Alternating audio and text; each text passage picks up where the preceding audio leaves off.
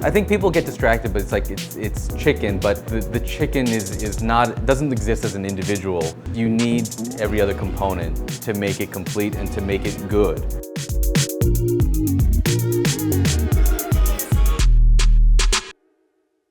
Hey, I'm Julian. I make food videos, and I've had a lot of Hainanese chicken rice dishes around New York City, and this is definitely the one. Let's go.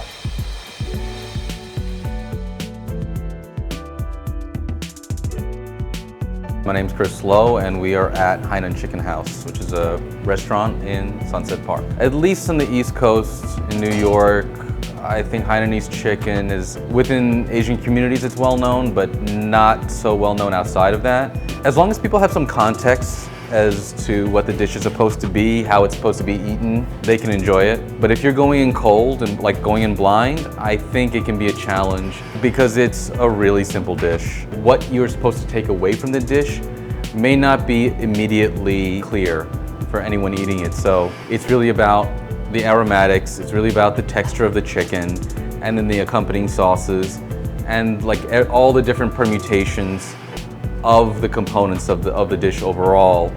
If you're eating it for the first time, you just put a piece of chicken in your mouth with no sauce, no rice, nothing else. You're like, this is pretty bland. And it can be, but that's partly the intent of it. It's a dish that you eat essentially every day. It's home cooking, it's familiar, it's nostalgic, it's comfort food, essentially. I think people get distracted, but it's chicken, but the chicken doesn't exist as an individual. You need every other component to make it complete and to make it good. Hainanese chicken rice starts off with the chicken and in a pot with a lot of aromatics. The core aromatics are ginger, scallion, oftentimes garlic, and then you can throw in whatever else you want with, cabbage, yada yada. And the chicken is usually given a salt bath, rubbed down clean with salt and rinsed off, and then gently poached. Upon taking it out, you give it an ice bath to stop the cooking process. It's gelatinous, it's chewy, but very tender, which can be new I think, for a lot of Americans. That's a texture that isn't that common in American cuisine. The flavor of the chicken itself is super nuanced, delicate. You get, the aromas of ginger, garlic, scallion, but really it's about how it pairs well with the rest of the dish. The rice is sauteed usually with the same aromatics, ginger, scallion, garlic. There's also lemongrass, pandan leaf, shallots. That's all stir-fried together, and then the poaching liquid is used to cook the rice. That poaching liquid is also then reduced and seasoned to create a soup.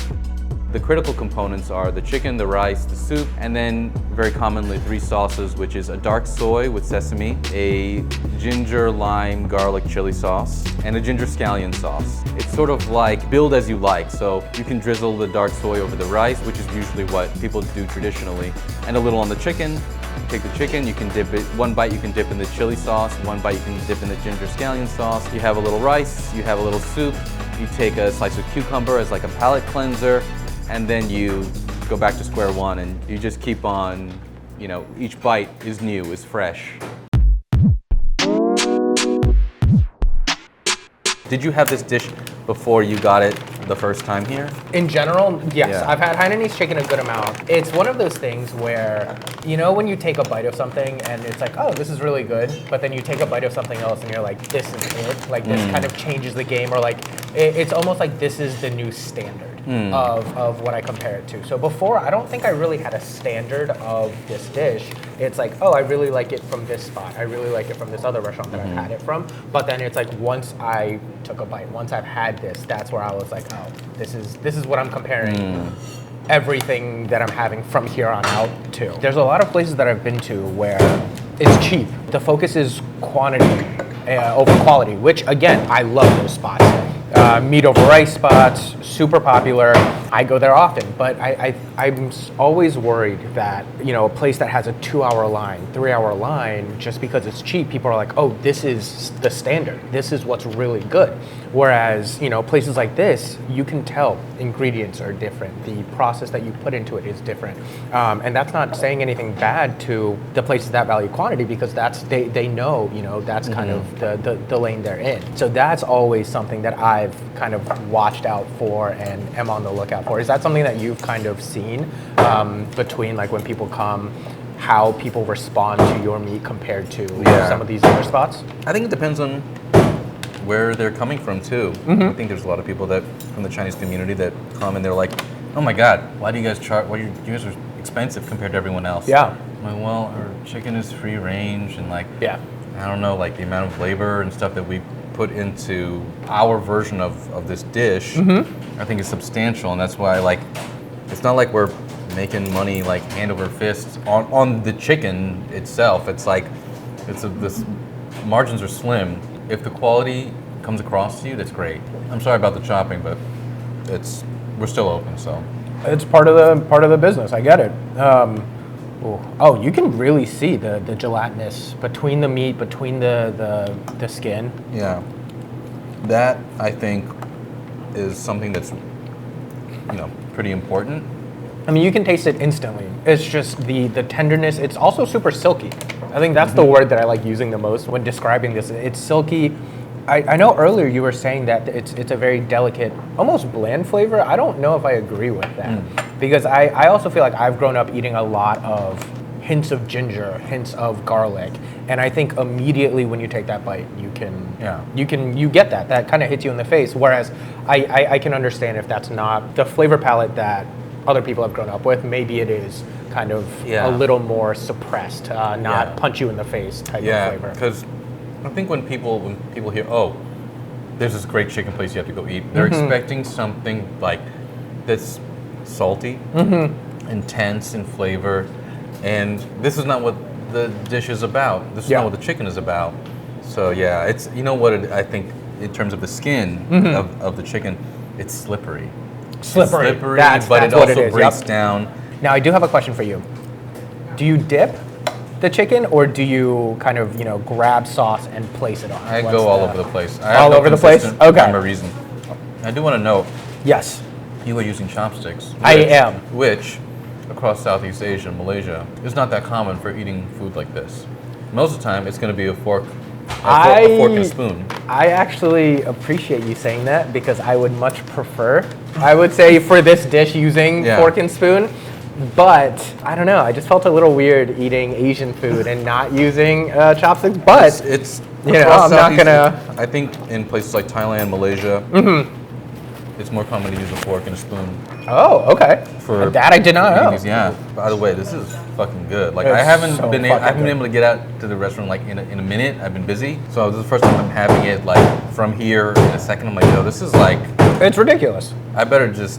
I'm gonna not touch anything with whatever they're doing in the kitchen because this shit is fucking good. I'm like shocked. How often do you eat here? Like how often do you eat this dish specifically? When I'm in the city and I'm working here, like I check it. I do quality control like almost every day. Okay, I would too. I mean, no joke. I just to taste the food.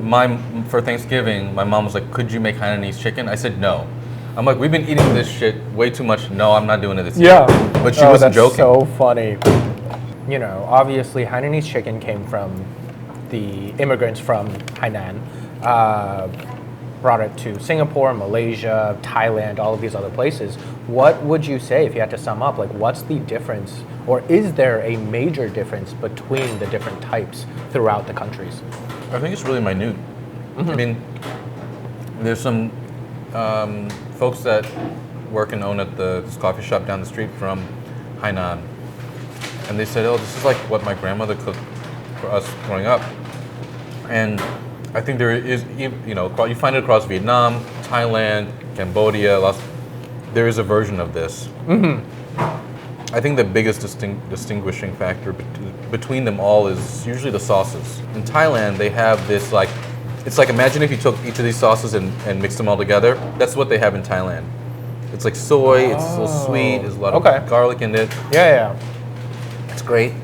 My preference is this. I would say a lot of it, at the core of it, comes from my father, and it's not exactly what he was doing when he was a teenager. He has his own interpretation of everything now, but also I've had a hand on these dishes as well, usually in the form of me arguing with my father about we should do this or that, or why we should be adding roast chicken jus to the soy sauce, or what cooking temp the pork belly should be at. I think we find a way to work with each other. Nice. In, in a healthy way. Yeah, More, that's important. More often than not. Yeah. Sometimes unhealthy, but I feel like that comes with family. That comes with probably owning a business, owning a restaurant. Yeah, people always warn you about getting into business with your family. I think it's true, but I have two minds about it where it can be really challenging, but also I spend a lot more time with my parents than I ever would have if I didn't open the restaurant. Yeah. And I don't want to take that for granted. No. Because otherwise I'd be like, what? I'd be in LA or somewhere else for 8 months of the year and then I see them in the holidays. I get to, you get to know your parents as human beings a little bit more. It can be painful, but it's also, a privilege, I think. I feel like that's also, not only owning a business in general, but also owning a business that's so related to, your father's upbringing, your father's culture, your culture of the food. I imagine, did you probably learn more about, your culture, your background, your family because of owning this restaurant more than what you would have if, like you said, you're in LA, you're doing this, you're only seeing your parents for the holidays. I'm sure that's also a difference.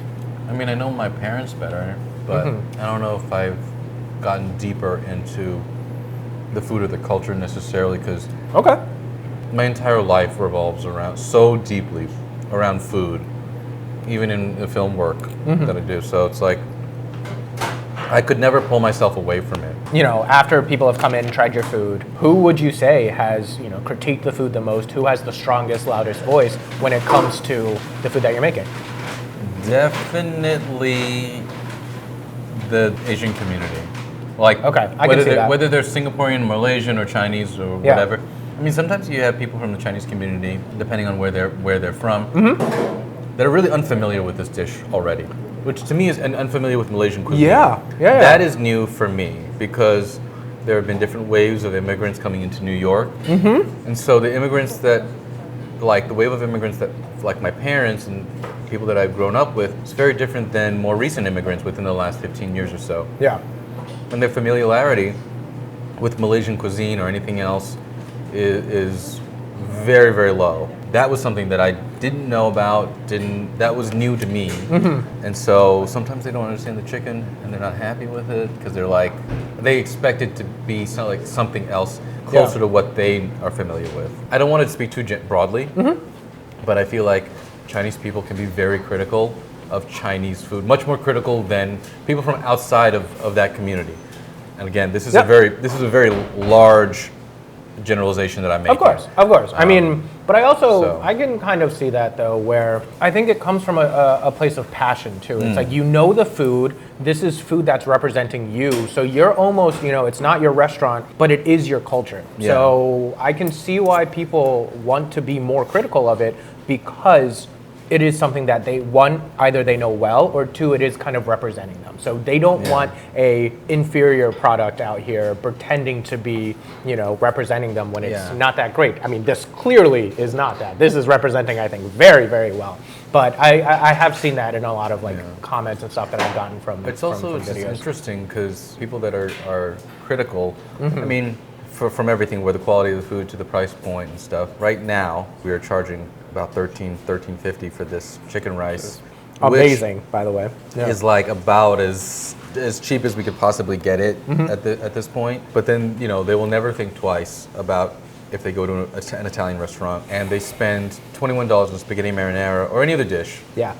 And also there are no claims of this dish is inauthentic. This veal parmesan is not authentic to whatever it is that they're comparing it to. So I think Asian communities at times can undervalue their own cuisine. It's I understand being cognizant Sunset Park is a working class neighborhood. Yeah, that very is much very so, true. Which is why we have really tried our best to make things as affordable as we can and try to be inclusive of everyone in the neighborhood, because I think that everyone should have access to something like this. You don't have to go to a high-end place, a fancy place to experience these things. Whether or not it's appreciated by the community, I don't know. It's TBD, right? I think going back to your Italian food, people are willing to pay X amount for ravioli. Yeah. People are, and whereas people are like, this food is cheaper. This food should cost a lot less and all of that. And that does get to me a bit. I feel like there should be a higher premium. These items in particular take a lot of labor.